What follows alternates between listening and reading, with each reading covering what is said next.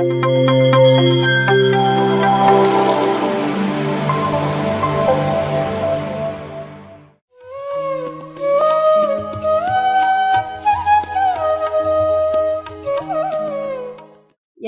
ನಮಸ್ಕಾರ. ಮೊದಲನೇದಾಗಿ ಈ ಒಂದು ಅವಕಾಶ ಮಾಡಿಕೊಟ್ಟ ಅಂತಾರಾಷ್ಟ್ರೀಯ ಮಹಿಳಾ ದಿನಾಚರಣೆಯಂದು ಈ ಒಂದು ಅವಕಾಶ ಮಾಡಿಕೊಟ್ಟ ಚನ್ನಬಸವ ಅವರಿಗೆ ನನ್ನ ಅನಂತ ಧನ್ಯವಾದಗಳು. ಮೊದಲನೇದಾಗಿ ಅಂತಾರಾಷ್ಟ್ರೀಯ ಮಹಿಳಾ ದಿನಾಚರಣೆಯನ್ನು ಎಲ್ಲ ಕಡೆ ಆಚರಣೆ ಮಾಡ್ತಾ ಇದ್ದಾರೆ. ಅದರ ಇತಿಹಾಸ ತಮಗೆಲ್ಲ ಗೊತ್ತಿದೆ, ಅದರ ಬಗ್ಗೆ ನಾನೇನು ಹೆಚ್ಚು ಹೇಳೋಕೆ ಹೋಗೋದಿಲ್ಲ. ಆದರೆ ಯಾವಾಗಲೂ ನಾನು ಯೋಚನೆ ಮಾಡೋದು, ಬರೀ ವರ್ಷದಲ್ಲಿ ಒಂದು ದಿನ ಮಹಿಳಾ ದಿನಾಚರಣೆ ಅಂತ ಮಾಡಿದ್ರೆ ಸಾಕಾ? ಇದು ಪಾಶ್ಚಿಮಾತ್ಯರು ಹೇಳಿರೋ ಅಂಥದ್ದು. ಅವರು ವರ್ಷದಲ್ಲಿ ಒಂದು ಸಲ ಆಚರಣೆ ಮಾಡ್ತಾರೆ. ಆದರೆ ಭಾರತೀಯ ಸಂಸ್ಕೃತಿಯಲ್ಲಿ ಪ್ರತಿನಿತ್ಯನೂ ನಾವು ಹೆಂಗಸಿಗೆ ಅಥವಾ ತಾಯಿಗೆ ಅಥವಾ ಹೆಣ್ಣು ಮಕ್ಕಳಿಗೆ ನಾವು ಗೌರವನ ಕೊಡ್ತಾನೆ ಬಂದಿದ್ದೀವಿ. ಅದಕ್ಕೆ ಒಂದು ಮಾತು ಹೇಳ್ತಾರೆ ನೋಡಿ, ಯತ್ರ ನಾರ್ಯಂತು ಪೂಜ್ಯಂತೆ ರಮಂತೆ ತತ್ರ ದೇವತಃ ಅಂತ ಹೇಳಿಬಿಟ್ಟಿದ್ದಾರೆ. ಎಲ್ಲಿ ಹೆಣ್ಣು ಮಕ್ಕಳನ್ನು ಗೌರವದಿಂದ ನೋಡ್ಕೊಂತೀವಿ ಅಲ್ಲಿ ನೀವು ಯಾವ ಪೂಜೆ ಬೇರೆ ಏನು ಮಾಡೋದೇ ಬೇಡ, ಅದೇ ದೊಡ್ಡ ಪೂಜೆ. ಎಲ್ಲ ಪೂಜೆಗಳಲ್ಲಿ ನಿಮಗೆ ಎಷ್ಟು ಪುಣ್ಯ ಸಿಕ್ಕುತ್ತೆ ಅದು ಹೆಣ್ಣು ಮಕ್ಕಳನ್ನು ಗೌರವಿಸಿದ್ರೆ ಅಲ್ಲೇ ಸಿಕ್ಕುತ್ತೆ ಅಂತಲೂ ಹೇಳ್ತಾರೆ. ಅದೇ ರೀತಿ ಮಾತೃದೇವೋಭವ ಅಂತ ಮೊದಲು ತಾಯಿನೇ ಹೇಳ್ತಾರೆ, ಪಿತೃದೇವೋಭವ ಸೆಕೆಂಡ್ ಬರುತ್ತೆ. ಅಂದರೆ ನಾವು ನಮ್ಮ ಸಂಸ್ಕೃತಿಯಲ್ಲಿ ನಮಗೆ ಗೊತ್ತಿಲ್ಲದಂತೆ ನಮ್ಮ ಪೂರ್ವಜರು ಹೆಣ್ಣಿಗೆ ಯಾವ ಸ್ಥಾನಮಾನ ಬೇಕೋ ಅದನ್ನು ಕೊಟ್ಟಿದ್ರು ಮೊದಲು.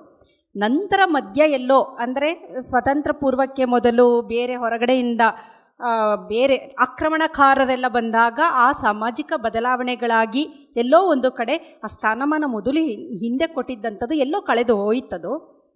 ಆದರೆ ಪ್ರತಿದಿನ ನಾವು ಎಲ್ಲೋ ನಮ್ಮ ತಾಯಿನ ಗೌರವಿಸ್ತೀವಿ, ಪ್ರತಿ ಕುಟುಂಬದಲ್ಲೂ ಹಿರಿಯರನ್ನು ಗೌರವಿಸ್ಕೊಂಡೇ ಬಂದಿದ್ದೀವಿ. ಹಾಗಾಗಿ ಭಾರತೀಯರು ಅಂದಾಗ ನಾವು ನಮಗೆ ಪ್ರತಿನಿತ್ಯವೂ ಮಹಿಳಾ ದಿನಾಚರಣೆ ಅಂತಲೇ ಹೇಳಬಹುದು.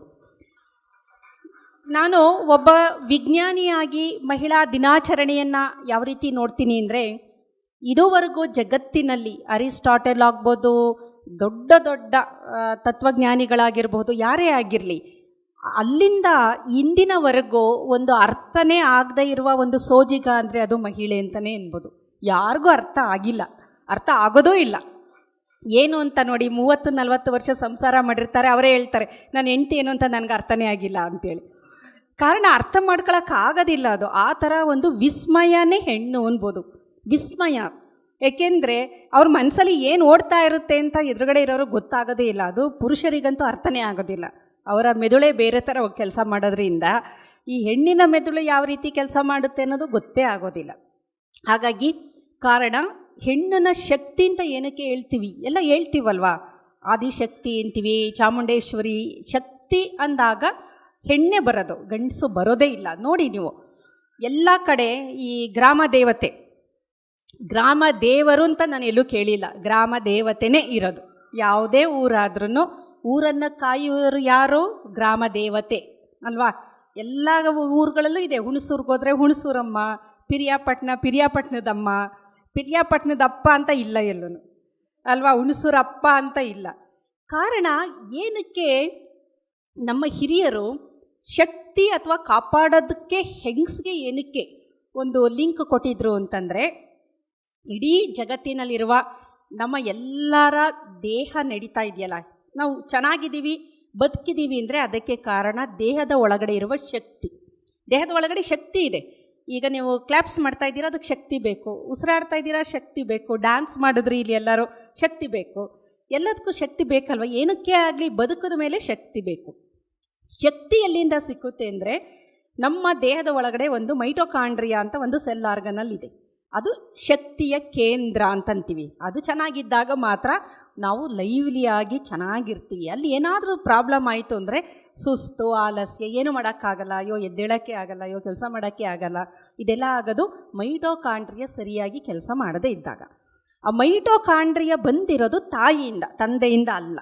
ಅದಕ್ಕೇ ಹೆಣ್ಣನ್ನು ಶಕ್ತಿ ಅನ್ನೋದು. ಏನಕ್ಕೆ ಅಂತಂದರೆ, ಅಂಡಾಣು ವೀರ್ಯಾಣು ಎರಡು ಮಿಲನ ಆದಾಗ ಒಂದು ಜೀವದ ಒಂದು ಜನನ ಆಗುತ್ತೆ. ಈ ವೀರ್ಯಾಣುವಿನಲ್ಲಿ ಬರೀ DNA ಮಾತ್ರ ಅಂಡಾಣುವಿನ ಒಳಗಡೆ ಸೇರ್ಕೊಳ್ಳೋದು. ಅಂಡಾಣುವಿನಲ್ಲಿ ನಾನು ಹೇಳಿದ್ನಲ್ಲ ಮೈಟೋಕಾಂಡ್ರಿಯನೂ ಇರುತ್ತೆ. ಹಾಗಾಗಿ ಪ್ರತಿಯೊಬ್ಬ ಜೀವಿಯ ಮೈಟೋಕಾಂಡ್ರಿಯ ಎನರ್ಜಿ ಯಾವುದು ಅಂದರೆ ಅದು ತಾಯಿಯ ಬಳುವಳಿ, ತಾಯಿಯಿಂದನೇ ಬಂದಿರೋದು, ಅದು ಸೈನ್ಸ್. ಅದಕ್ಕೋಸ್ಕರ ಅದನ್ನು ಪ್ರೈಮಾರ್ಡಿಯಮ್ ಎನರ್ಜಿ ಅಂತ ನಾವು ಕರಿತೀವಿ.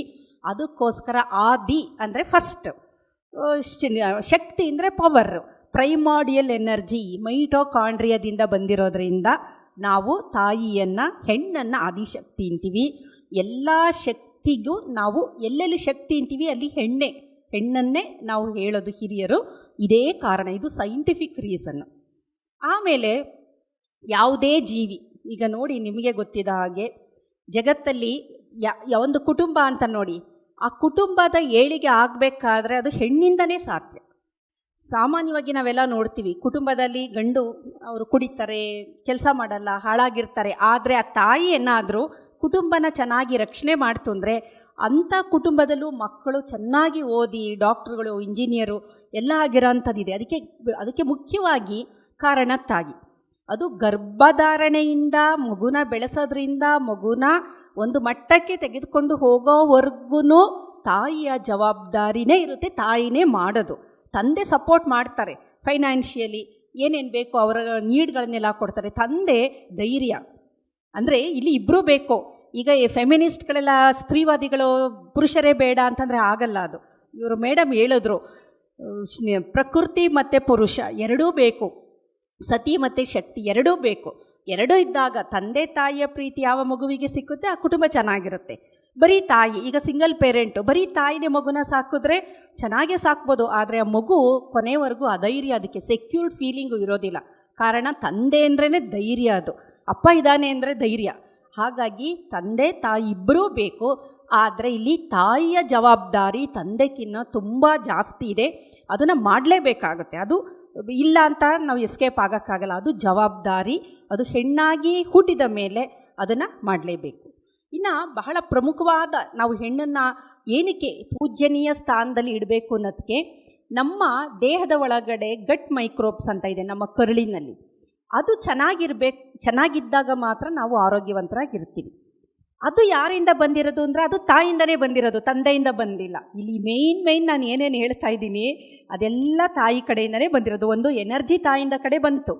ಇನ್ನು ನಮ್ಮ ಎಲ್ಲರ ಕರುಳಿನಲ್ಲಿರುವ, ಅದು ಗಂಡಸೇ ಆಗಲಿ ಹೆಂಗಸೇ ಆಗಿರಲಿ, ಎಲ್ಲರ ಕರುಳಿನಲ್ಲಿರುವ ಬ್ಯಾಕ್ಟೀರಿಯಾಗಳು, ಸೂಕ್ಷ್ಮಾಣು ಜೀವಿಗಳು ಇರುತ್ತೆ, ಇದ್ದೇ ಇದೆ. ಅದು ಅದರಿಂದನೇ ನಮ್ಮ ದೇಹ ನಾವು ಚೆನ್ನಾಗಿರೋದು, ಅದರಿಂದನೇ. ಒಳ್ಳೆದಿದ್ದಾಗ, ಕೆಟ್ಟದ್ದು ಜಾಸ್ತಿ ಆದಂಗೆ ನಮಗೆ ಕಾಯಿಲೆಗಳು ಬರುತ್ತೆ. ಸೆರೋಟೋನಿನ್ ಅಂತ ಹಾರ್ಮೋನ್ನ ಬಿಡುಗಡೆ ಮಾಡೋದು ಇದೇ ಗಟ್ ಮೈಕ್ರೋಬ್ಸ್ ಅಂತೀವಿ, ಕರುಳಿನಲ್ಲಿರುವ ಬ್ಯಾಕ್ಟೀರಿಯಾಗಳು.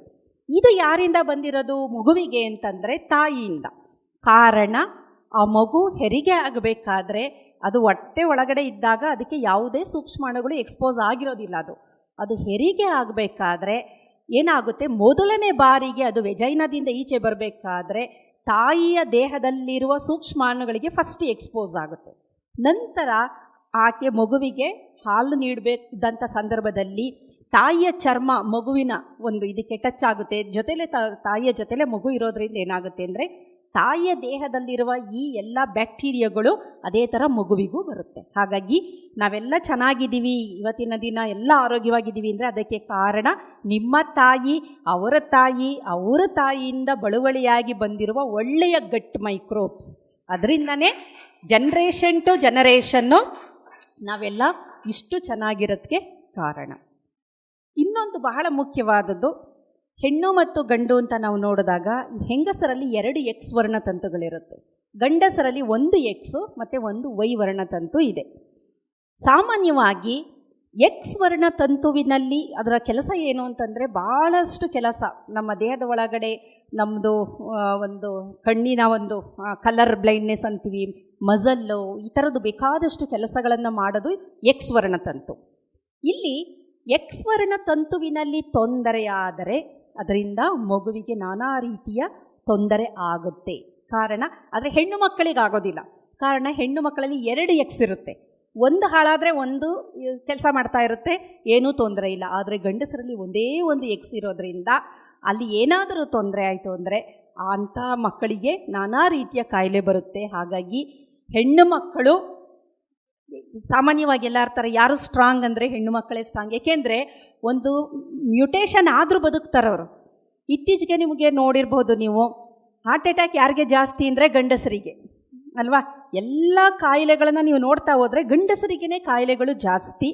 ಅದಕ್ಕೆ ಭಾಳ ದೊಡ್ಡ ರಿಸರ್ಚ್ ಎಲ್ಲ ನಡೆದಿದೆ. ಕಾರಣ ಏನು ಅಂತಂದರೆ ಎಮೋಷನ್ಸ್ನ ಅವರು ಈಚೆ ಹಾಕೋದಿಲ್ಲ. ಅದನ್ನು ಎಮೋಷನ್ನ ಈಚೆ ಹಾಕೋದಕ್ಕೆ ಯಾರು ಬಿಡೋದೂ ಇಲ್ಲ, ಅವರು ಅಳ ಹಾಗೆ ಇಲ್ಲ, ಅದೊಂದು ಮಾಡಿಬಿಟ್ಟಿದ್ದೀವಿ. ಗಂಡಸರು ಅಳಬಾರ್ದು ಅಂತ ಏನಾದ್ರು ರೂಲ್ಸ್ ಇದೆಯಾ? ಅವ್ರಿಗೆ ಎಮೋಷನ್ ಆಗಲ್ವಾ, ದುಃಖ ಆಗಲ್ವಾ? ಅವ್ರು ಯಾಕೆ ಅಳಬಾರ್ದು? ಅವರು ಅಳ್ಬೋದಲ್ವಾ, ಎಮೋಷನ್ ಎಲ್ಲ ಈಚೆ ಬರುತ್ತೆ. ಆದರೆ ಸಣ್ಣದ್ರಿಂದ ಹೇಳ್ಬಿಡ್ತಾರೆ, ನೀನು ಗಂಡು ಹುಡುಗ, ನೀನು ಅಳಬಾರ್ದು, ನೀನು ಅಳ್ಳೇಬಾರ್ದು, ಅವ್ನಿಗೆ ಅಳು ಬರುತ್ತಿರುತ್ತೆ, ಅಲ್ಲಿಂದನೇ ಟ್ರೈನಿಂಗು. ಹಾಗಾಗಿ ಏನಾಗುತ್ತೆ, ಆ ಎಮೋಷನ್ಗೆ ಔಟ್ಲೆಟ್ ಇಲ್ಲ. ನಿಮಗೆ ಎಮೋಷನ್ಗೆ ಔಟ್ಲೆಟ್ ಏನೋ ಬೇಜಾರಾಯಿತು ಹತ್ಬಿಡ್ತೀರಾ. ಅದಕ್ಕೆ ಕಣ್ಣೀರು ವರನೋ ಶಾಪನೋ ಅಂದರೆ ಕಣ್ಣೀರು ವರ, ಅದು ಚಿಕಿತ್ಸೆ. ಕಣ್ಣೀರು ಚಿಕಿತ್ಸೆ. ಅದು ಏನೇ ಎಮೋಷನ್ಸ್ ಇದ್ದರೂ ಕಣ್ಣೀರು ಬಂದ್ಬಿಡುತ್ತೆ, ಅದೆಲ್ಲ ಕರಗೋಗುತ್ತೆ. ಕಣ್ಣೀರನ್ನ ಟೆಸ್ಟ್ ಮಾಡಿದ್ದಾರೆ. ಏನಿದೆ ಕಣ್ಣೀರಿನಲ್ಲಿ ಅಂತಂದರೆ ಕಾರ್ಟಿಸಾಲ್, ಒತ್ತಡದ ಹಾರ್ಮೋನು ದೇಹದಲ್ಲಿ ಜಾಸ್ತಿ ಆಗ್ತಿರುತ್ತಲ್ಲ ಒತ್ತಡದಾಗ.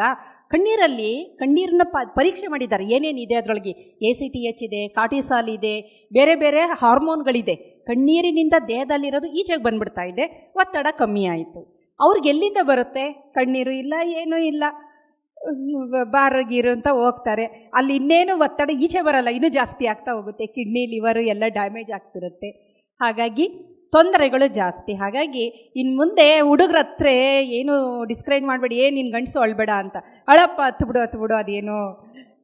ಏಕೆಂದರೆ ಪಾಪ ಅವ್ರಿಗೆ ಭಾಳ ಕಷ್ಟ ಇರುತ್ತೆ, ಔಟ್ಲೆಟ್ ಇಲ್ಲ ಈಚೆಗೆ ಬರೋ ಅಂಥದ್ದು. ಹಾಗಾಗಿ ಅದು ಒಂದು ಬಹಳ ಮುಖ್ಯವಾದದ್ದು. ಬಟ್ ಏನಕ್ಕೆ ಪುರುಷರು ಈಸಿಯಾಗಳಲ್ಲ ಅಂದರೆ ಟೆಸ್ಟೋಸ್ಟಿರಾನ್ ಹಾರ್ಮೋನು, ಅದೊಂದು ಪುರುಷರ ಹಾರ್ಮೋನು. ಟೆಸ್ಟೋಸ್ಟಿರಾನ್ ಹಾರ್ಮೋನ್ ಇದೆಯಲ್ಲ, ಅದು ಕಣ್ಣೀರು ಅಷ್ಟು ಸುಲಭವಾಗಿ ಬರೋದಕ್ಕೆ ಬಿಡೋದಿಲ್ಲ. ಮಹಿಳೆಯರಲ್ಲಿರೋದು ಎಸ್ಟ್ರೋಜನ್ ಹಾರ್ಮೋನು, ಅದು ಕಣ್ಣೀರು ಹಾಕೋಕ್ಕೆ ಇರೋ ಹಾರ್ಮೋನ್.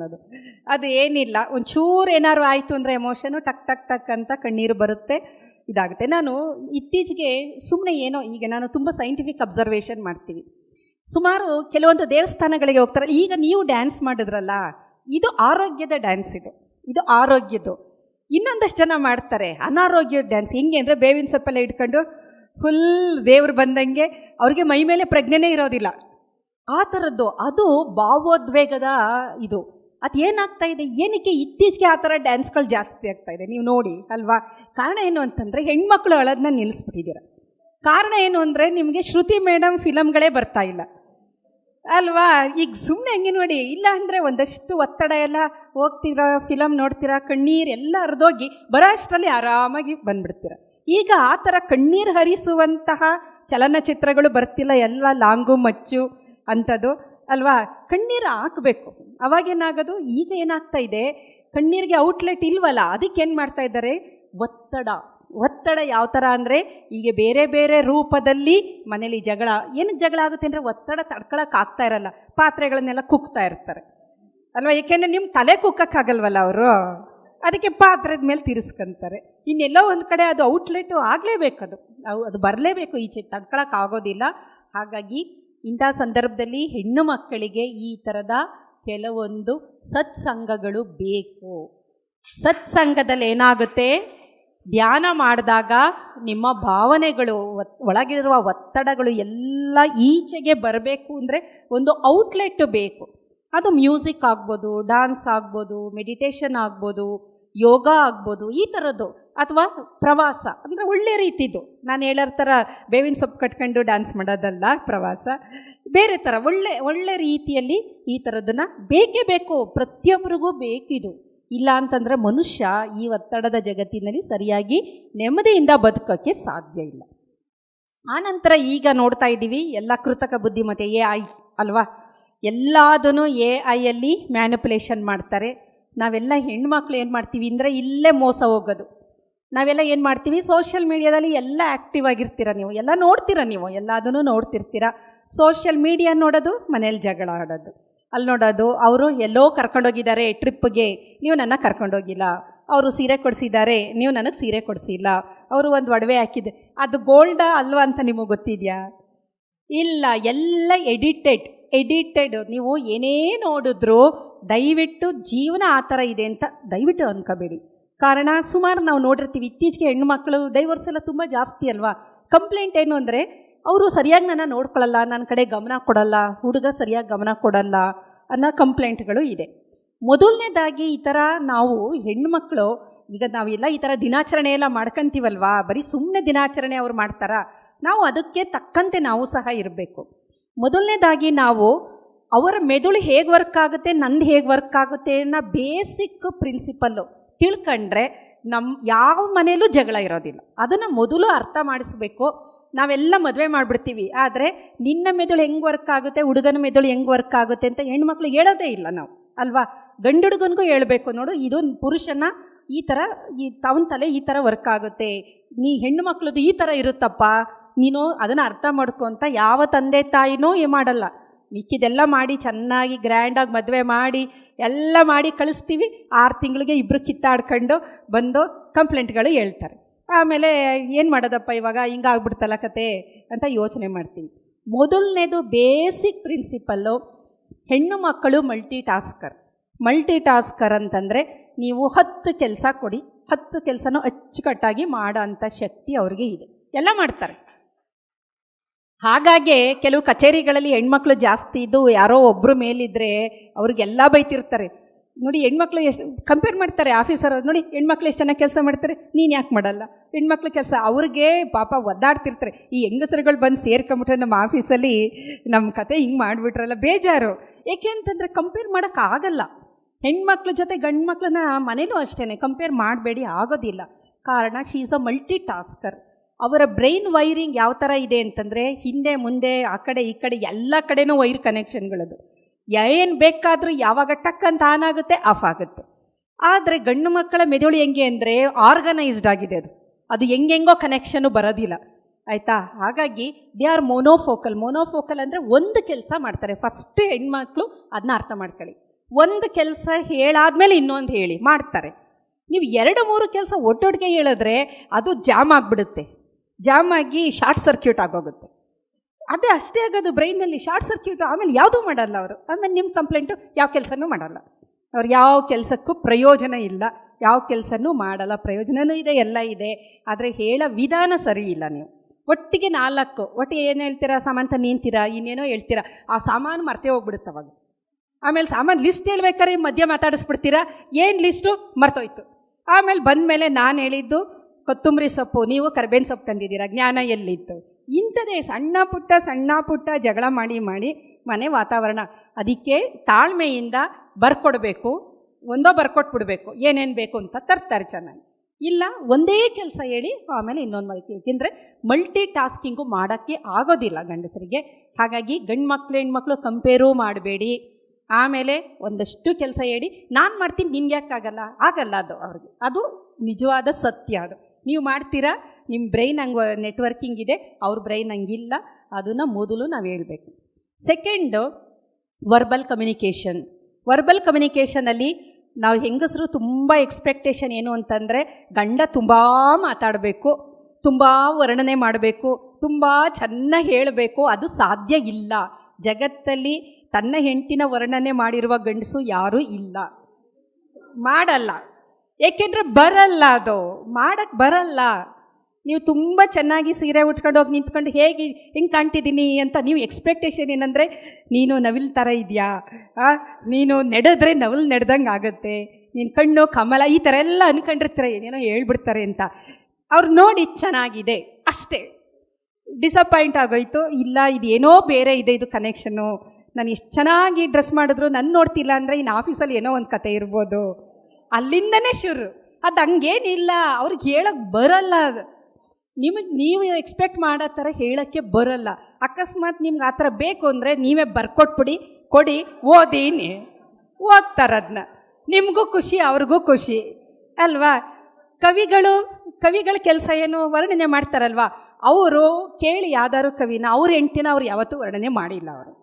ಅವ್ರು ಮಾಡೋದೇ ಬೇರೆ ಕಲ್ಪನೆ ಅಲ್ವಾ? ಹಾಗಾಗಿ ಅವರ ಹತ್ರ. ಆದರೆ ಹೆಂಗಸರು ಯಾವ ಥರ ಅಂದರೆ ಬ್ರೈನ್ದು ನನ್ನ ಬಗ್ಗೆನೇ ಹೇಳ್ತಾ ಇರೋದು, ಇಲಿ ಹೋದರೆ ಹುಲಿ ಹೋಯ್ತು ಅಂತ ಹೇಳ್ತೀರ ನೀವು.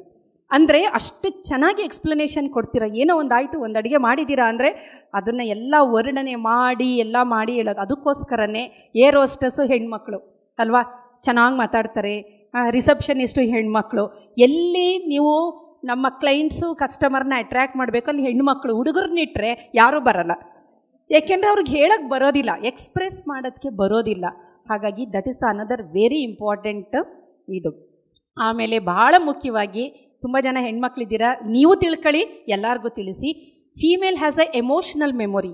ಎಮೋಷ್ನಲ್ ಮೆಮೊರಿ ಅಂದರೆ ನಿಮ್ಮ ಎಮೋಷನ್ಸ್ಗಳು ಏನಿದೆ ಅದ್ರ ಜೊತೆಗೆ ಎಲ್ಲ ಮೆಮೊರಿಗಳನ್ನು ನೀವು ಇಟ್ಕೊಂಡಿರ್ತೀರ. ನಿಮ್ಮ ಅಜ್ಜಿ ನಿಮಗೆ ಕೊಟ್ಟಿರೋ ಒಂದು ಡಬ್ಬ ನಿಮಗೆ ತುಂಬ ಇದು ಅಜ್ಜಿ ಕೊಟ್ಟಿರೋದು ಎಮೋಷನ್, ಆ ಮೆಮೊರಿ ಇರುತ್ತೆ. ಅವ್ರಿಗೆ ಹಂಗಿರೋದಿಲ್ಲ ಏನೋ. ಉದಾಹರಣೆಗೆ ಹೇಳಬೇಕು ಅಂತಂದರೆ ಬರ್ತ್ಡೇ ಸೆಲೆಬ್ರೇಷನ್ನು, ಇವಾಗ ಅದೊಂದು ಅದಕ್ಕೆ ಡೈವರ್ಸ್ಗಳಾಗ್ಬಿಟ್ಟಿದ್ದಾವೆ. ನನ್ನ ಬರ್ತ್ಡೇಗೆ ನನ್ನ ಗಂಡ ನನಗೆ ವಿಶ್ ಮಾಡಿಲ್ಲ ಅನ್ನೋದಕ್ಕೆ ಡೈವರ್ಸ್. ಅಪಾಪ ಮನುಷ್ಯ ಅವ್ರಿಗೋಸ್ಕರ ಅಷ್ಟು ಓದಾಡಿರ್ತಾನೆ, ಬರ್ತ್ಡೇ ವಿಶ್ ಮಾಡೋದಕ್ಕೆ ಮರ್ತು ಬಿಟ್ಟಿರ್ತಾರೆ. ಮರ್ತಿರೋದು ಅಂದರೆ ಅವ್ರಿಗೆ ಅವ್ರ ಬರ್ತಡೇನೇ ಜ್ಞಾಪಕ ಇರೋದಿಲ್ಲ, ಯಾವಾಗ ಹುಟ್ಟಿದ್ದಾರೆ ಅಂತ ಅವ್ರಿಗೆ ಜ್ಞಾಪಕ ಇರೋಲ್ಲ. ಇವ್ರಿಗೇನು ಅಂದರೆ ಎಮೋಷನ್ಸ್ಗಳು, ಈ ಎಮೋಷನ್ನಲ್ಲಿ ಬರ್ತಡೇದು ಜ್ಞಾಪಕ ಇರುತ್ತೆ. ಇವ್ರು ಎಲ್ಲರಿಗೂ ವಿಶ್ ಮಾಡ್ತಾರೆ, ನಾನು ಎಲ್ಲರಿಗೂ ವಿಶ್ ಮಾಡ್ತೀನಿ, ನನಗೆ ಯಾರೂ ವಿಶ್ ಮಾಡಲ್ಲ. ತುಂಬ ಜನ ಹೆಂಗಸ್ರದ್ದು ಎಲ್ಲರಿಗೂ ನಾನು ವಿಶ್ ಮಾಡ್ತೀನಿ, ನನ್ನ ಬರ್ತಡೇಗೆ ನನಗೆ ಯಾರೂ ವಿಶ್ ಮಾಡಲ್ಲ. ನನ್ನ ಫ್ರೆಂಡ್ಸ್ ಎಲ್ಲ ಮಾಡ್ತಾರೆ, ಮನೆಯವ್ರು ಯಾರೂ ಮಾಡಲ್ಲ. ಫ್ರೆಂಡ್ಸ್ಗೆ ಅದೇ ಕೆಲಸ, ಜ್ಞಾಪಕ ಇರುತ್ತೆ, ಮಾಡ್ತಾರೆ. ಮನೆಯವ್ರಿಗೆ 1000 ಕೆಲಸ ಇರುತ್ತೆ, ಮರ್ತೋಗ್ಬಿಟ್ಟಿರ್ತಾರೆ. ಅಂದರೆ ಪ್ರೀತಿ ಇಲ್ಲ ಅಂತ ಅಲ್ಲ, ಪ್ರೀತಿ ಇಲ್ಲ ಅಂತ ಖಂಡಿತ ಅಲ್ಲ, ತುಂಬಾ ಪ್ರೀತಿ ಇರುತ್ತೆ.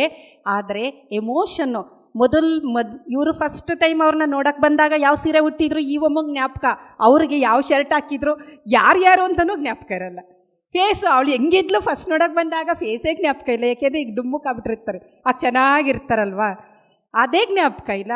ಆಮೇಲೆ ಮಗು ಹುಟ್ಟಿದ್ದು, ಪ್ರತಿಯೊಂದು ಈ ಥರ ಮೇಜರ್ ಈವೆಂಟ್ಗಳಿರ್ತಾರಲ್ಲ, ಮದುವೆ, ಮಗು ಹುಟ್ಟಿದ್ದು, ನಾಮಕರಣ ಮಾಡಿದ್ದು, ಮೇಜರ್ ಈವೆಂಟ್ ಜೊತೆ ಎಮೋಷನ್ಸ್ಗಳು ತುಂಬ ಜಾಸ್ತಿ ಸೇರ್ಕೊಂಡಿರುತ್ತೆ.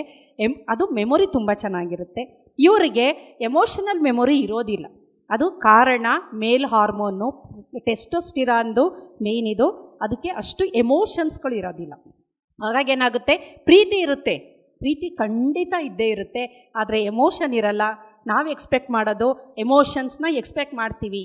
ನಾನು ಸುಸ್ತು ಅಂತ ಕೂತಿದ್ರೆ ಬಂದವರು ಪಕ್ಕದಲ್ಲಿ ಕೂತ್ಕೊಂಡು ಸಮಾಧಾನ ಮಾಡಿ, ನಿನಗೇನಾಗ್ತಿದೆ, ಏನು ಕುಡಿಯೋಕ್ಕೆ ಕೊಡಲಿ, ಏನು ಮಾಡಲಿ, ಇವೆಲ್ಲ ನಡೆಯಲ್ಲ. ಇದೇನು ಎಕ್ಸ್ಪೆಕ್ಟ್ ಮಾಡಬೇಡಿ ದಯವಿಟ್ಟು. ಕಾರಣ ಅವ್ರಿಗೆ ನಿಮ್ಗೆ ಸುಸ್ತಾಗ್ತಿದೆ ಅಂತಲೇ ಗೊತ್ತೇ ಆಗಲ್ಲ. ಅದನ್ನು ಬಾಯಿ ಬಿಟ್ಟು ನೀವೇ ಹೇಳಬೇಕು, ನನಗೆ ತುಂಬ ಸುಸ್ತಾಗ್ತಿದೆ, ಒಂದು ಲೋಟ ನೀರು ತಂದುಕೊಡಿ ಅಂದರೆ ತಂದು ಕೊಡ್ತಾರೆ. ಎಲ್ಲರೂ ಮಾಡೋದು ಅರ್ಥ ಮಾಡ್ಕೊಳ್ಳಿ. ಹೆಂಗೆ ಅರ್ಥ ಆಗುತ್ತೆ, ಆ ಬ್ರೈನೇ ಬೇರೆ ಥರ ಇದೆ.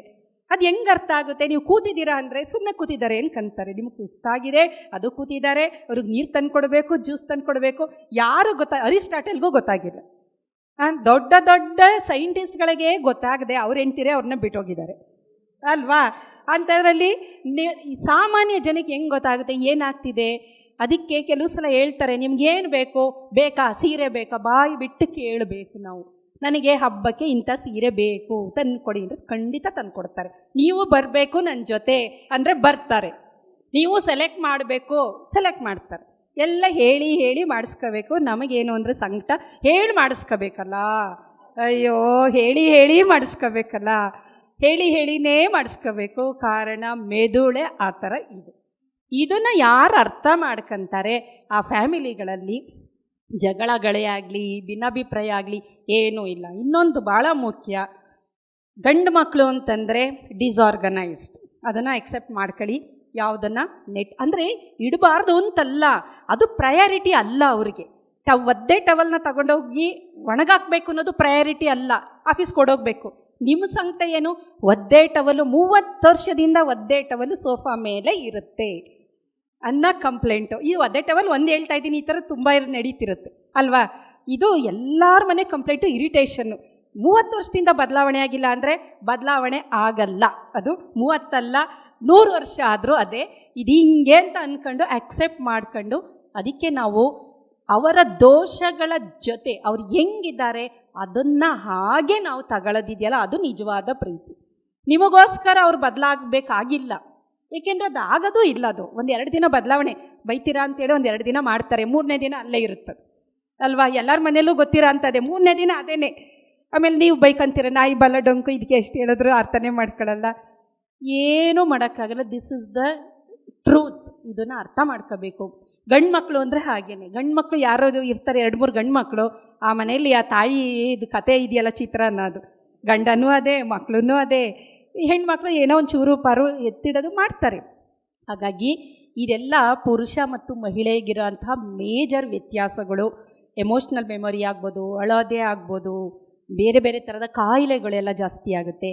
ಹಾಗಾಗಿ ಆದರೆ ಹೆಣ್ಣನ್ನು ನಾನು ಹೇಳಿದೆ ಶಕ್ತಿ ಅಂತೇಳಿ, ತಾಯಿಯಿಂದ ತುಂಬ ನಮಗೆ ಬಳುವಳಿ ಬಂದಿದೆ.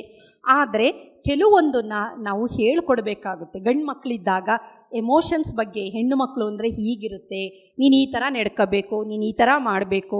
ಈಗ ಇಬ್ಬರು ವರ್ಕಿಂಗ್ ಇರ್ತೀರಾ, ನೀನು ಸ್ವಲ್ಪ ಅಡುಗೆ ಮನೆಗೆ ಹೋಗು, ಕೆಲಸ ಮಾಡಿದವರು ಅಟ್ಲೀಸ್ಟ್ ನೀನು ಹೋಗು, ಸಮಾಧಾನ ಆಗುತ್ತೆ. ಈ ಥರದ್ದೆಲ್ಲ ನಾವು ತಂದೆ ತಾಯಿಗಳು ಮಕ್ಕಳಿಗೆ ಹೇಳ್ಕೊಡ್ತಾ ಬಂದರೆ ಮಕ್ಕಳನ್ನು ಬರೀ ಮದುವೆ ಮಾಡಿ ಗ್ರ್ಯಾಂಡ್ ಮದುವೆ ಮಾಡೋದೊಂದೇ ಅಲ್ಲ, ಈ ಥರ ಸಣ್ಣ ಸಣ್ಣ ವಿಚಾರಗಳನ್ನು ಹೇಳಿಕೊಟ್ಟಾಗ ಏನಾಗುತ್ತೆ, ಆ ಮಕ್ಕಳು ತುಂಬ ಒಳ್ಳೆಯ ಜೀವನವನ್ನು ನಡೆಸಲು ಸಾಧ್ಯ. ಇಲ್ಲಿ ಒಂದನ್ನು ನಾವು ಅರ್ಥ ಮಾಡ್ಕೋಬೇಕು. ಒಂದು ಕುಟುಂಬಕ್ಕೋಸ್ಕರ ನೀವು ಕೇಳಿರ್ಬೋದು ಗಾದೆ, ಒಂದು ಕುಟುಂಬ ಚೆನ್ನಾಗಿರಬೇಕು ಅಂದರೆ ಒಬ್ಬ ವ್ಯಕ್ತಿ ಸ್ಯಾಕ್ರಿಫೈ ಮಾಡಲೇಬೇಕಾಗುತ್ತೆ, ಮಾಡದೇ ಇರೋಕ್ಕೆ ಸಾಧ್ಯನೇ ಇಲ್ಲ. ಒಂದು ಊರು ಚೆನ್ನಾಗಿರಬೇಕು ಅಂದರೆ ಒಂದು ಕುಟುಂಬ ಸ್ಯಾಕ್ರಿಫೈ ಮಾಡಬೇಕು. ಒಂದು ದೇಶ ಚೆನ್ನಾಗಿರಬೇಕು ಅಂತಂದರೆ ಒಂದು ರಾಜ್ಯನೇ ಸ್ಯಾಕ್ರಿಫೈ ಮಾಡಬೇಕು ಅಂತ ಹಿರಿಯರು ಹೇಳಿರೋದು ಸುಳ್ಳಲ್ಲ. ಕಾರಣ, ಒಂದು ಕುಟುಂಬ ಚೆನ್ನಾಗಿದೆ ಅಂದರೆ ಅದರಲ್ಲಿ ಆ ತಾಯಿದ ಸ್ಯಾಕ್ರಿಫೈ ತುಂಬ ಜಾಸ್ತಿ ಇರುತ್ತೆ. ತಂದೆ ಸ್ವಲ್ಪ ಇರುತ್ತೆ, ಇಲ್ಲ ಅಂತಲ್ಲ, ಆದರೆ 75% ಸ್ಯಾಕ್ರಿಫೈ ಮಾಡೋದು ತಾಯಿನೇ. ಎಷ್ಟೋ ಹೆಣ್ಣು ಮಕ್ಕಳು ಕುಟುಂಬಕ್ಕೋಸ್ಕರ ಅವರ ಅಭಿರುಚಿಗಳನ್ನು ಬಿಟ್ಟಿದ್ದಾರೆ. ಅವರು ದೊಡ್ಡ ಡಾನ್ಸರ್ ಆಗಬೇಕು, ದೊಡ್ಡ ಮ್ಯೂಸಿಷಿಯನ್ ಆಗಬೇಕು, ಏನೇನೋ ಇರುತ್ತೆ ಎಲ್ಲರಿಗೂ, ಇಲ್ಲ ಓದಬೇಕು, ಓದೇನೋ ಸಾಧನೆ ಮಾಡಬೇಕು ಅನ್ನೋರು ಮಕ್ಕಳಿಗೋಸ್ಕರ, ಗಂಡನಿಗೋಸ್ಕರ, ಕುಟುಂಬದ ಅತ್ತೆ ಮಾವ ನೋಡ್ಕೊಳ್ಳೋಕ್ಕೋಸ್ಕರ, ಅದಕ್ಕೋಸ್ಕರ ಸ್ಯಾಕ್ರಿಫೈ ಮಾಡಿ ಬಿಡು, ನಂದೇನ, ನನ್ನ ಕುಟುಂಬ ಚೆನ್ನಾಗಿದ್ರೆ ಸಾಕು, ನಂದೇನು ಅಂತ ಕೊನೆಗೆ ಆರೋಗ್ಯನೂ ನೆಗ್ಲೆಕ್ಟ್ ಮಾಡಿಬಿಡ್ತಾರೆ. ನಾನು ಅದು ಬೇಜಾರು. ನೀವು ಎಲ್ಲಾರನ್ನೂ ಚೆನ್ನಾಗಿ ನೋಡ್ಕೊತೀರಾ, ನಿಮ್ಮ ಆರೋಗ್ಯನೂ ನೀವು ಚೆನ್ನಾಗಿ ನೋಡ್ಕೋಬೇಕಲ್ವಾ. ನೀವು ಬಹಳ ಮುಖ್ಯ. ನೀವು ಚೆನ್ನಾಗಿದ್ದರೆ ನಿಮ್ಮ ಕುಟುಂಬ ಚೆನ್ನಾಗಿರುತ್ತೆ. ಹಾಗಾದರೆ ನಿಮ್ಮ ಆರೋಗ್ಯದ ಬಗ್ಗೆನೂ ನೀವು ಇಲ್ಲೇನಂದರೆ ಬಹಳಷ್ಟು ಹೆಂಗಸರದ್ದು ನೋಡಿದ್ದೀನಿ, ಅಯ್ಯೋ ನಂದೇನು ಬಿಡು, ಅವರೆಲ್ಲ ಚೆನ್ನಾಗಿದ್ರೆ ಸಾಕು. ಆಗಲ್ಲ, ನೀವು ಚೆನ್ನಾಗಿರಬೇಕು, ಅವರು ಚೆನ್ನಾಗಿರಬೇಕು. ಅವ್ರಿಗೆಲ್ಲ ಕೊಟ್ಬಿಟ್ಟು ತಾವು ತಿನ್ನೋದೇ ಇಲ್ಲ, ತಾವು ಉಪವಾಸ ಮಾಡೋದು, ಅವರ ದೇವರ ಒಂದು ಇದರಲ್ಲಿ ಉಪವಾಸ ಮಾಡೋದು, ಗ್ಯಾಸ್ಟ್ರಿಕ್ ಬರೋದು, ತಲೆ ಸುತ್ತು, BP ಯಾಕೆ ಬೇಕು? ನೀವು ಚೆನ್ನಾಗಿರಬೇಕು, ನೀವು ಹೆಲ್ತಿ, ನೀವು ದೈಹಿಕವಾಗಿ ಚೆನ್ನಾಗಿರಬೇಕು, ಮಾನಸಿಕವಾಗೂ ಚೆನ್ನಾಗಿರಬೇಕು, ಸೋಷಿಯಲ್ ಆಗಿ ಸಾಮಾಜಿಕವಾಗೂ ನೀವು ಚೆನ್ನಾಗಿರಬೇಕು. ಇದೆಲ್ಲ ಚೆನ್ನಾಗಿರಬೇಕು ಅಂದರೆ ನಿಮ್ಮ ಬಗ್ಗೆನೂ ನೀವು ಹೆಚ್ಚಿನ ಗಮನ ಕೊಡಬೇಕು. ಬೇರೆಯವರು ಹೆಚ್ಚಿನ ಗಮನ ಕೊಡ್ತಾರೆ ಅಂತ ದಯವಿಟ್ಟು ಎಕ್ಸ್ಪೆಕ್ಟ್ ಮಾಡಬೇಡಿ, ಆಯಿತಾ?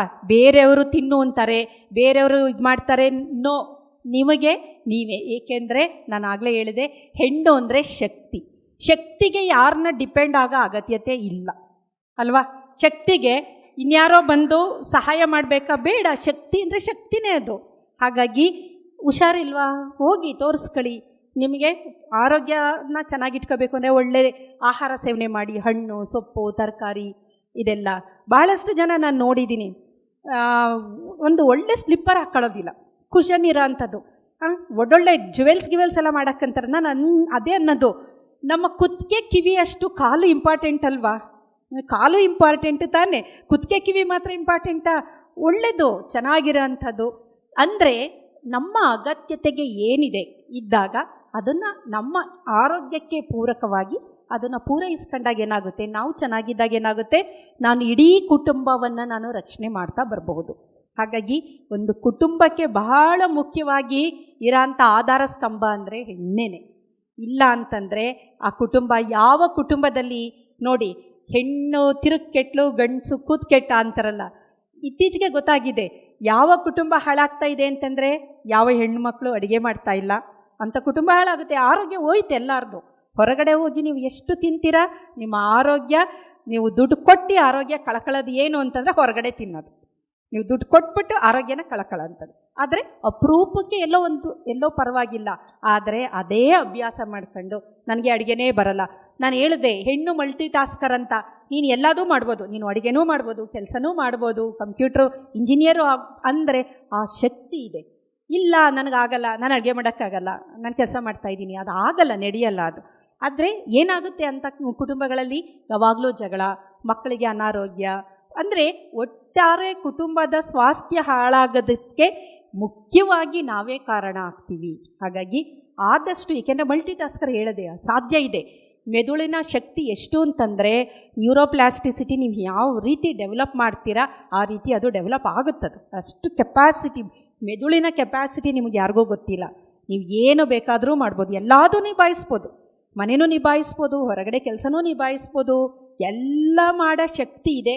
ಆದರೆ ಈಗೇನು ಮಾಡ್ತಾಯಿದ್ದಾರೆ, ತಂದೆ ತಾಯಿಗಳೇ ಹೇಳ್ಕೊಟ್ಬಿಡ್ತಾರೆ, ನೋಡು ನಿಮ್ಮ ಅತ್ತೆ ಮನೆಯಲ್ಲಿ ಹೋಗಿ ಏನು ಕೆಲಸ ಮಾಡಬೇಡ ನೀನು, ಆಯಿತಾ, ನೀನು ತುಂಬ ಓದಿದ್ಯಾ, ನೀನೇನು ಮಾಡಬೇಡ ಆಯಿತಾ ಅಂತ ಮೊದಲೇ ಇವರೇ ಹೇಳ್ತಾರೆ. ಆಮೇಲೆ ಒಂಚೂರು ಕಷ್ಟ ಆದರೆ ಬಂದ್ಬಿಡು ನಾವಿದ್ದೀವಿ ಅಂತ ಹೇಳ್ಬಿಟ್ಟು ಮೊದಲೇ ಕಳಿಸ್ಬಿಡ್ತಾರೆ.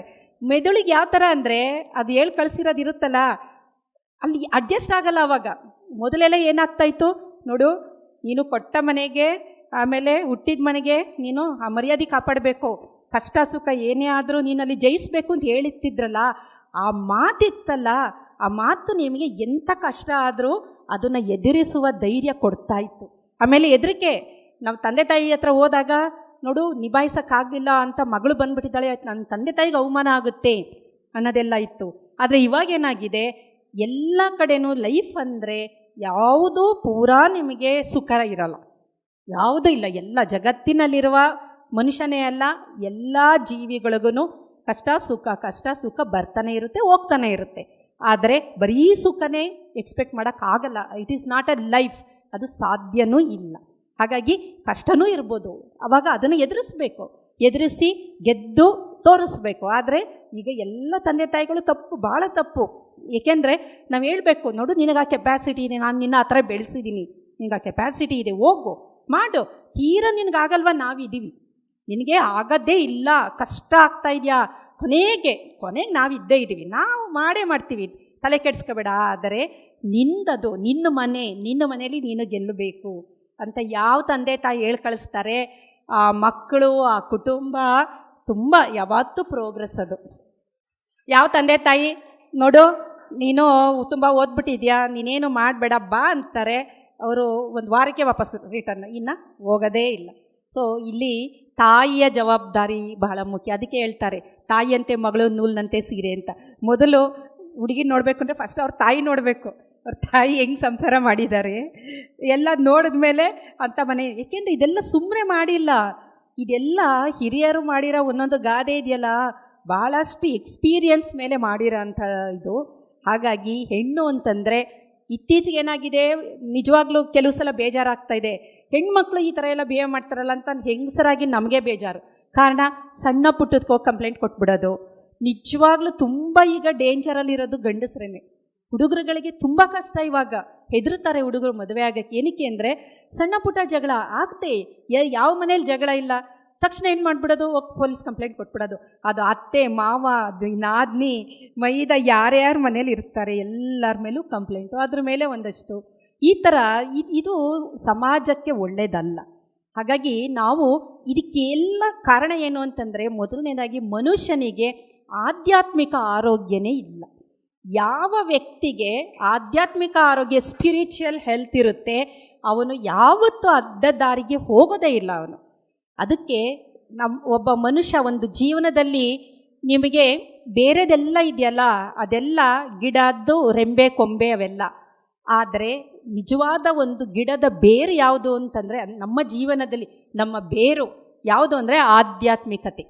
ಅದು ಬೇರು ಸ್ಟ್ರಾಂಗ್ ಆಗಿದ್ದಾಗ ನೀವು ಏನೇ ಆಗಲಿ ಎಲ್ಲದೂ ನಿಭಾಯಿಸುವ ಶಕ್ತಿ ಅದಕ್ಕದೇ ಬಂದ್ಬಿಡುತ್ತೆ, ಅದಕ್ಕೆ ಬರುತ್ತದು. ಅದು ಏನು ಮಾಡಾಗೆ ಇಲ್ಲ. ಅಡ್ವರ್ಸಿಟಿ ಕ್ವಿಷೆಂಟ್ ಅಂತೀವಿ, ರಿಸಿಲಿಯನ್ಸ್, ಬೌನ್ಸ್ ಬ್ಯಾಕ್. ಏನಕ್ಕೆ ಅಂತಂದರೆ ನೋಡಿ, ಈಗ ರಾಯ್ ಅಂತ ನೀವು ಪೇಪರಲ್ಲೆಲ್ಲ ಓದಿದ್ರಿ, ನ್ಯೂಸಲ್ಲಿ ನೋಡಿದ್ರಿ, ಎಷ್ಟೋ ಸಾವಿರ ಕೋಟಿಯ ಒಡೆಯ ಸ್ಯೂಸೈಡ್ ಮಾಡ್ಕೊಂಡು ಸತ್ತರು. ಏನು ಪ್ರಯೋಜನ? ಕಾರಣ ನಾನು ಅಂದ್ಕೊಳ್ಳೋದು, ಸುಮ್ಮನೆ ಹಾಗೆ ಯೋಚನೆ ಮಾಡಿ, ಆ ವ್ಯಕ್ತಿಗೆ ಆಧ್ಯಾತ್ಮಿಕತೆಯೇ ಗೊತ್ತಿಲ್ಲ ಅನಿಸುತ್ತೆ. ಅದು ಇದ್ದಿದ್ದರೆ ಖಂಡಿತವಾಗ್ಲೂ ಅವರು ಸ್ಯೂಸೈಡ್ ಮಾಡ್ಕೊತಿರ್ಲಿಲ್ಲ. ಕಾರಣ ಭಗವದ್ಗೀತೆಯಲ್ಲಿ ಒಂದು ಮಾತಿದೆ, ಆಗೋದೆಲ್ಲ ಒಳ್ಳೆಯದಕ್ಕೆ, ಆಗ್ತಾ ಇರೋದು ಒಳ್ಳೆಯದು, ಮುಂದೆ ಆಗೋದು ಒಳ್ಳೆಯದು. ಯಾವತ್ತೋ ಒಂದು ದಿನ, ಇವತ್ತಿನ ದಿನ ನಾವು ಅನ್ಕೊಂತೀವಿ ನಮಗೆ ಇದರಿಂದ ತೊಂದರೆ ಆಯಿತು ಅಂತ ನಿಜವಾಗ್ಲೂ ಬೇಜಾರಾಗಿರುತ್ತೆ. ಒಂದು 10 ವರ್ಷ ಆದಮೇಲೆ ಅವತ್ತು ಹಂಗೆ ಆಗಲಿಲ್ಲ ಅಂದಿದ್ದಿದ್ರೆ ನಾನು ಇವತ್ತು ಹಿಂಗೆ ಇರ್ತಾ ಇದ್ನಾ. ಆದರೆ ಗೀತೆಯಲ್ಲಿ ನಿಜವಾಗ್ಲೂ ಎಷ್ಟು ಚೆನ್ನಾಗಿ ಹೇಳಿದ್ದಾರೆ ಅಂದರೆ, ಏನಿದೆ ಅದು ಏನಾಗ್ತಾಯಿದೆ ಆಗಲಿ ಬಿಡು, ಕಳ್ಕಳಕ್ಕೆ ನೀನೇನು ತಂದಿದ್ಯಾ ಅಂತಾರೆ. ಆ ರಾಯಿ ಯೋಚನೆ ಮಾಡಿದರೆ ಕಳ್ಕಳಕ್ಕೆ ನಾನು ಬಂದಾಗ ನಾನು ಏನೂ ತಂದಿಲ್ಲ ಅನ್ನೋದು ಒಂದೇ ಒಂದು ಮಾತು ಅವ್ರನ್ನ ಬದುಕಿಸ್ತಾ ಇತ್ತು. ಎಲ್ಲ ಕಳ್ಕೊಂಬಿಟ್ಟೆ ಅನ್ನೋತ ಅನಿಸ್ತಲ್ಲ. ಯಾವಾಗದು ಅಂತಂದರೆ ಯಾರಿಗೆ ಆಧ್ಯಾತ್ಮಿಕತೆನೇ ಗೊತ್ತಿರೋಲ್ಲ ಅವಾಗ ಏನಾಗುತ್ತೆ, ನಾನು ಐ ಆಮ್ ದ ಲೂಸರ್ ಅನ್ಕೊಂತಾರೆ. ಆದರೆ ಆಧ್ಯಾತ್ಮಿಕತೆಯಲ್ಲಿ ಇದ್ದವ್ರು ಏನಂತಾರೆ ಅಂದರೆ, ಭಗವಂತ ನನ್ನ ಯೋಗ್ಯತೆಗೆ ಏನು ಸಲ್ಲುತ್ತಾ ಹಂಗೆ ನೀನು ಕೊಟ್ಟಿದ್ಯಾ, ನೀನು ಹೆಂಗಿಟ್ಟಿರ್ತೀಯ ನಾನು ಹಂಗಿರ್ತೀನಿ ಅಲ್ವಾ, ನೀನು ಹೆಂಗಿಟ್ಟಿದ್ಯಾ ನಾನು ಹಂಗಿದ್ದೀನಿ, ಖುಷಿಯಾಗಿದ್ದೀನಿ, happy, I am very happy.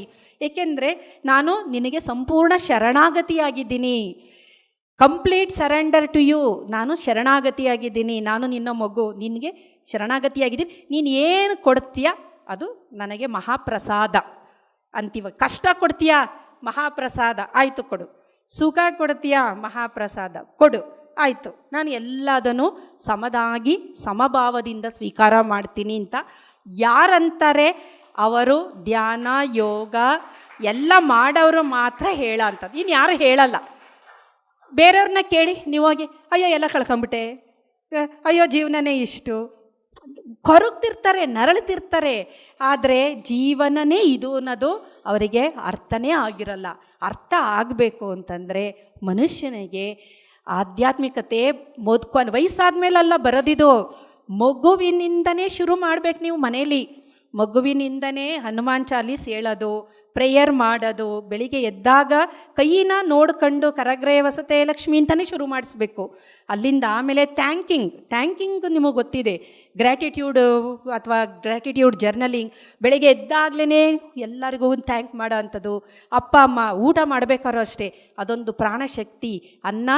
ಅನ್ನ ಅನ್ನೋದು ಬರೀ ಅನ್ನ ಅಲ್ಲ, ಅನ್ನಪೂರ್ಣೇಶ್ವರಿ ದೇವರದು ಅಂತ ಕಣ್ಣು ಗೊತ್ತುಕೊಂಡು ಆಹಾರ ಸೇವನೆ ಮಾಡೋದು. ಆಹಾರ ಸೇವನೆ ಮಾಡೋಕ್ಕೆ ಮೊದಲು ಒಂಚೂರು ತಗೊಂಡೋಗಿ ಹೊರಗಡೆ ಕಾಗೆ ಗಿಡ ಇದೆಲ್ಲ ಕೆಲವರು ಮಾಡಿಸ್ತಾರೆ. ಇದೆಲ್ಲ ಮಗುನ ಅದೇ ಆಧ್ಯಾತ್ಮಿಕತೆ ಅಲ್ಲಿಂದನೇ ಶುರು ಆಗುತ್ತೆ.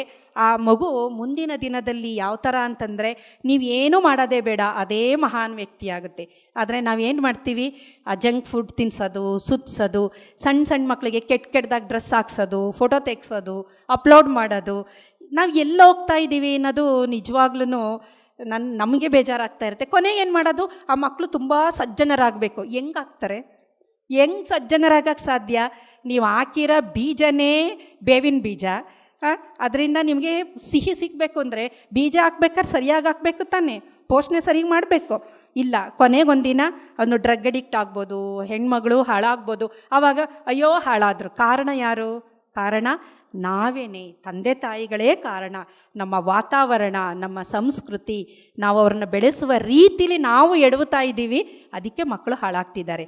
ನಾವು ಸರಿಯಾಗಿ ಬೆಳೆಸಿದ್ರೆ ಯಾವ ಮಗುನೂ ದಾರಿ ತಪ್ಪಲ್ಲ. ಹೊರಗಡೆದು ಏನೇ ಇನ್ಫ್ಲೂಯೆನ್ಸ್ ಇರಲಿ, ಆದರೆ ಖಂಡಿತ ದಾರಿ ತಪ್ಪಲ್ಲ. ತಂದೆ ತಾಯಿ ಮೇಲಿನ ಗೌರವಕ್ಕೋಸ್ಕರನಾದರೂ ಅವರು ಸರಿಯಾಗಿ ಬದುಕ್ತಾರೆ. ಹಾಗಾಗಿ ಇದೆಲ್ಲ ಬರಬೇಕು ಅಂದರೆ ಇದಕ್ಕೆಲ್ಲ ಬೇಸು ಆಧ್ಯಾತ್ಮಿಕತೆ ಬೇಕೇ ಬೇಕು. ಮನುಷ್ಯ ಅವನು ಮಹಾದೇವನನ್ನಾಗಿ ಮಾಡುವುದು ಆಧ್ಯಾತ್ಮಿಕತೆ. ಮನುಷ್ಯನನ್ನು ಪ್ರಾಣಿಯನ್ನಾಗಿ ಮಾಡೋದಿದೆಯಲ್ಲ, ಅದು ನಮ್ಮ ವೆಸ್ಟ್ರನ್ ಕಲ್ಚರ್. ವೆಸ್ಟರ್ನ್ ಕಲ್ಚರಲ್ಲಿ ವೆಸ್ಟರ್ನ್ ಎಲ್ಲ ತಪ್ಪು ಅಂತ ನಾನು ಹೇಳ್ತಾ ಇಲ್ಲ. ನಾವು ಏನು ಮಾಡ್ತೀವಿ, ಯಾವುದು ಸುಲಭದ್ದು ಅದನ್ನು ಹಿಡ್ಕೊಂಬಿಡ್ತೀವಿ. ಆದರೆ ವೆಸ್ಟರ್ನರ್ಸಲ್ಲಿರುವ ಡಿಸಿಪ್ಲಿನ್ ಇದೆಯಲ್ಲ, ಅದನ್ನು ಫಾಲೋ ಮಾಡ್ತಾರೆ ಯಾರಾದರೂ? ಆ ಎಲ್ಲರೂ ಕ್ಯೂಲಿ ಸರಿಯಾಗಿ ನಿಂತಿರೋದು ನೋಡಿದ್ದೀರ? ಕಿತ್ತಾಡಿ ಬಡ್ದಾಡಿ ಜುಟ್ಟು ಹೇಳೋದು ಅದು ಮಾಡಲ್ಲ. ಅವ್ರು ಹಾಕೋ ಡ್ರೆಸ್ ನಾವು ಹಾಕ್ತೀವಿ. ಆದರೆ ಅವ್ರು ಮಾಡೋದು ಪಂಕ್ಚುಯಾಲಿಟಿ, ಸಿನ್ಸಿಯಾರಿಟಿ. ಅವ್ರು ಸುಳ್ಳು ಹೇಳೋದಿಲ್ಲ, ದೇ ಅಗ್ರಿ. ಏನೇ ಆದ್ರೂ ನಾನು ತುಂಬ ಜನ ನೋಡಿದ್ದೀನಿ, ಒಪ್ಕೊಂಡ್ಬಿಡ್ತಾರೆ ಇಲ್ಲ ತಪ್ಪು ಅಂತ. ಆದರೆ ನಾವು ಬರೀ ಸುಳ್ಳು ಹೇಳ್ಕೊಂಡು, ಅಂದರೆ ಎಲ್ಲಿ ಕೆಟ್ಟಿದೆ ಅದನ್ನೆಲ್ಲದೂ ನಾವು ತಗೊಳ್ಳೋದು, ಆ ಥರ ನಾವು ಅಭ್ಯಾಸ ಮಾಡ್ತಾಯಿದ್ದೀವಿ. ಅಲ್ಲ, ಎಲ್ಲೆಲ್ಲಿ ಒಳ್ಳೇದಿದೆ, ಎಲ್ಲ ಸಂಸ್ಕೃತಿಲೂ ಒಳ್ಳೇದಿದೆ. ಆ ಒಳ್ಳೆಯದನ್ನು ಮಾತ್ರ ಹೆಕ್ಕಿ ತಗೊಂಡಾಗ ಏನಾಗುತ್ತೆ, ನಾವು ಚೆನ್ನಾಗಿರ್ತೀವಿ, ನಮ್ಮ ಕುಟುಂಬ ಚೆನ್ನಾಗಿರುತ್ತೆ, ನಮ್ಮ ಮಕ್ಕಳು ಚೆನ್ನಾಗಿರ್ತಾರೆ. ಆವಾಗ ಮಾತ್ರ ಅಂಥ ಮನೆಗಳಲ್ಲಿ ಮಾತ್ರ ಮಹಿಳಾ ದಿನಾಚರಣೆ ಆಚರಣೆ ಮಾಡಬೇಕು, ಇಲ್ಲಾಂದರೆ ಮಾಡೋಂಗಿಲ್ಲ. ಝೊಮ್ಯಾಟೊ ಸ್ವಿಗ್ಗಿ ಮಮ್ಮಿಗಳಾದರೆ ಅವ್ರ ಮನೇಲಿ ಮಹಿಳಾ ದಿನಾಚರಣೆ ಮಾಡೋಂಗಿಲ್ಲ. ಏಕೆಂದರೆ ದೇ ಡೋಂಟ್ ಡಿಸರ್ವ್ ಅಲ್ವಾ? ಆ ಮಕ್ಕಳಿಗೆ ಹೊರಗಡೆಯಿಂದ ನೀವು ಆ ಪಾಯ್ಸನ್ ಅಂದರೆ ಕಾರ್ಸೆನೋಜನ್ ಹಾಕಿರೋ ಅಂಥ ಆಹಾರನೇ ನೀವು ಕೊಡಿಸೋ ಅಂತ ನೀವು ತಾಯಿ ಆದರೆ ನಿಮ್ಗೆ ಯಾಕೆ ಆಚರಣೆ ಮಾಡಬೇಕು ನಾವು? ಯಾವ ತಾಯಿ ಪ್ರೀತಿಯಿಂದ ವಾತ್ಸಲ್ಯದಿಂದ ಅಡುಗೆ ಮಾಡಿ ಶುಚಿಯಾಗಿ ಪ್ರೀತಿಯಿಂದ ಎಲ್ಲರಿಗೂ ಬಡಿಸಿ ಎಲ್ಲರನ್ನೂ ಸ್ಯಾಟಿಸ್ಫೈ ಮಾಡಿ ಆರೋಗ್ಯ ಕಾಪಾಡ್ತಾರೆ, ಅಂಥವ್ರ ದಿನಾಚರಣೆ ಮಾಡೋಣ ನಾವು. ಹಾಗಾಗಿ ನಮ್ಮನ್ನು ನಾವೇ ಕೆಟ್ಟ ದಾರಿಲಿ ನಮಗೆ ಬೇಜಾರಾಗುತ್ತೆ, ಹೆಣ್ಣುಮಕ್ಕಳು ನಾವು ಈ ಥರ ಆಗ್ತಾಯಿದೆ ಅಂತ. ಆದರೆ ಇನ್ಮುಂದೆನಾದರೂ ಅವ್ರನ್ನ ಸರಿ ದಾರಿಗೆ ತರುವ ಪ್ರಯತ್ನನ ಎಲ್ಲರೂ ಮಾಡೋಣ. ಅದನ್ನು ಬೈದೇಳೋದಲ್ಲ, ಒಳ್ಳೆ ರೀತಿಯಲ್ಲಿ ಅವರನ್ನು ಆ ದಾರಿಗೆ ತೆಗೆದುಕೊಂಡೋಗೋಣ. ಈ ಥರದ ಸತ್ಸಂಗಗಳಿಗೆ ಸಣ್ಣ ಮಕ್ಕಳಿಂದನೇ ಕರ್ಕೊಂಬರಬೇಕು. ನಾನು ಎಲ್ಲ ಇದಕ್ಕೂ ಹೋಗ್ತೀನಿ, ರಾಮಕೃಷ್ಣಾಶ್ರಮಕ್ಕೆ ಹೋಗ್ತೀನಿ. ನಾನು ಮೊನ್ನೆ ಇವರು ಬ್ರಹ್ಮಕುಮಾರಿಸ್ತು ಅಲ್ಲಿ ಹೋಗಿದ್ದೆ. ಮುಂದಿನ ಭಾನುವಾರ ಬ್ರಹ್ಮಕುಮಾರಿಸ ಅಲ್ಲೇ ನನಗೆ ಕರೆದಿದ್ದಾರೆ, ನೀವು ಒಂದು ಮೆಡಿಟೇಷನ್ ಬಗ್ಗೆ ಸೈಂಟಿಫಿಕ್ಕಾಗಿ ಮಾತಾಡಿ ಅಂತ. ಎಲ್ಲ ಕಡೆಗೂ ಹೋಗ್ತೀನಿ. ನನಗೆ ಈ ಗುರು ಆ ಗುರು ಅಲ್ಲ, ಎಲ್ಲಿ ಏನಿದೆ ಒಳ್ಳೇದು ಅಷ್ಟು ಮಾತ್ರ ಸಾಕು. ಆದರೆ ಮೂಲ ಹುಡ್ಕೋಕ್ಕೆ ಹೋಗಲ್ಲ ನಾನು. ತುಂಬ ಮೂಲ ಹುಡ್ಕೊಂಡು ಹೋದ್ರೆ ಕಷ್ಟ ಆಗಿಬಿಡುತ್ತೆ ಕೆಲವು ಸಲ. ಬೇಡ, ಅದು ನನಗೇನು ಬೇಕು, ಒಳ್ಳೇದು ಬೇಕು, ಒಳ್ಳೇದು ಹೇಳ್ತಿದ್ದಾರೆ ಸಾಕು, ಅಷ್ಟೇ, ಅದನ್ನ ತಗೊಳ್ಳೋಣ. ಹಾಗಾಗಿ ಎಲ್ಲೆಲ್ಲಿ ಒಳ್ಳೇದು ಸಿಕ್ಕುತ್ತೆ ಎಲ್ಲದನ್ನು ತಗೊಳ್ಳಿ. ಸತ್ಸಂಗಗಳಿಗೆ ಭಾಗಿಯಾಗಿ ಮೆಡಿಟೇಷನ್ಗಳು ಎಲ್ಲ ಮಾಡಿ. ನಾನು ನಿಮ್ಮ ಇದರಲ್ಲಿ ಒಂದು ಆನ್ಲೈನಲ್ಲಿ ಮಾಡ್ತೀನಿ. ರೇವತಿ ಅಂತ ಮೇಡಮ್ ಇದ್ದಾರೆ, ನಿಮ್ಮ ಬ್ಯಾಂಗ್ಳೂರ್ದು ಚಾನಲ್ ಇದೆಯಲ್ಲ, ಅದರಲ್ಲಿ ಮಾವತಾರ್ ಫೌಂಡೇಶನ್ ಅಲ್ಲಿ ಸಾಮಾನ್ಯವಾಗಿ ಆನ್ಲೈನಲ್ಲಿ ಯಾವಾಗಲಾರು 15 ದಿನಕ್ಕೆ ಒಂದು ಥರ ಟಾಕ್ ಇರುತ್ತೆ. ಅಂದರೆ ಎಲ್ಲಾಗುತ್ತೆ ನನ್ನ ಸರ್ವೀಸ್ ಮಾಡ್ತೀನಿ. ಕಾರಣ ಏನು ಅಂದರೆ ಎಲ್ಲರಿಗೂ ಆರೋಗ್ಯ ಬೇಕು. ಅದು ಎಲ್ಲಿಂದ ಸಿಕ್ಕುತ್ತೆ ಆರೋಗ್ಯ ಅಂದರೆ ಮಹಿಳೆಯರಿಂದ, ಮನೆಯಿಂದ ಆರೋಗ್ಯ. ಹಾಗಾಗಿ ಈ ದಿನ ಎಲ್ಲ ಬಹಳಷ್ಟು ಜನ ಬಂದಿದ್ದೀರ, ಸಮಯನೂ ಆಯಿತು. ಹಾಗಾಗಿ ಈ ಒಂದು ಅವಕಾಶಕ್ಕಾಗಿ ನಾನು ಎಲ್ಲರಲ್ಲೂ ವಂದಿಸ್ತೀನಿ. ಮತ್ತೊಮ್ಮೆ ತಿಳ್ಕೊಳ್ಳಿ, ಮಹಿಳೆ ಅಂದರೆ ಶಕ್ತಿ. ನೀವೆಲ್ಲ ಮಾಡ್ಬೋದು, ಮಾಡ್ತೀರಾ. ಹಾಗಾಗಿ ಮನೇನ ಸರಿಯಾಗಿ ನಡೆಸುವುದನ್ನು ನಾವೇ ಮಾಡಬೇಕು, ಅವ್ರ ಕೈಲಿ ಆಗೋದಿಲ್ಲ. ಕಾರಣ ನಾನು ಹೇಳಿದ್ದೀನಿ, ಬ್ರೈನ್ದು ಅವರು ಫೈನಾನ್ಷಿಯಲ್ ಸಪೋರ್ಟ್ ಮಾಡ್ಬೋದು, ಎಲ್ಲ ಮಾಡ್ಬೋದು. ಆದರೆ ಮನೆಗೆ ಆಧಾರ ಸ್ತಂಭನೇ ಮಹಿಳೆ. ಆಕೆ ಅದನ್ನು ಚೆನ್ನಾಗಿ ನಡೆಸ್ಕೊಂಡೋಯ್ತು ಅಂತಂದರೆ ಒಳ್ಳೆ ಸ್ವಾಸ್ಥ್ಯ ಸಮಾಜವನ್ನು ನಾವೆಲ್ಲ ನಿರ್ಮಾಣ ಮಾಡಬಹುದು. ನಮಸ್ಕಾರ. PMC ಕನ್ನಡ ಚಾನೆಲ್ ಅನ್ನು ಲೈಕ್ ಮಾಡಿ, ಶೇರ್ ಮಾಡಿ, ಸಬ್ಸ್ಕ್ರೈಬ್ ಮಾಡಿ ಮತ್ತು ಮಾಡಿಸಿ. ಎಲ್ಲರಿಗೂ ಧನ್ಯವಾದಗಳು.